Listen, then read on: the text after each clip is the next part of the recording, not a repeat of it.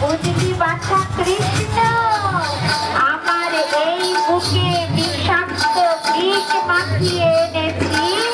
এই বুকের দুধ খাইয়ে তোকে আমি শেষ করে দেব, শেষ করে দেব। না, দোলনাটা দিয়ে একটু আড়ালে যাই, না হলে কেউ দেখে ফেলবে।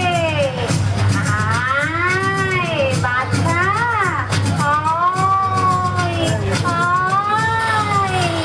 আয় কৃষ্ণ আয়।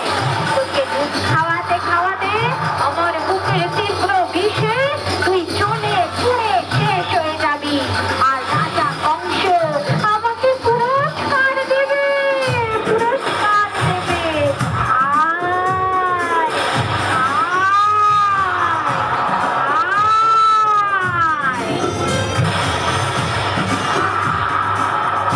গাড়ি উঠবে। ঘটনা কৃষ্ণকে মারবে বলে আড়ালে নিয়ে যায়, কিন্তু রাতে কৃষ্ণ মারে গিয়ে তিনি সকলের রক্ষাকর্তা, তাকে মারবে পুতনা। কৃষ্ণ মনে মনে ভাবছে, পুতনা তুমি ভাবছো আমি বাচ্চা ছেলে, কিন্তু আমার কত ক্ষমতা তা তোমার কোনো ধারণা নেই। তুমি আজকে আমার হাতে বিনাশ হবে, তুমি তো সেটা জানো না পুতনা। তবে দেখো পুতনা, আমার কত শক্তি, আমার কত ক্ষমতা।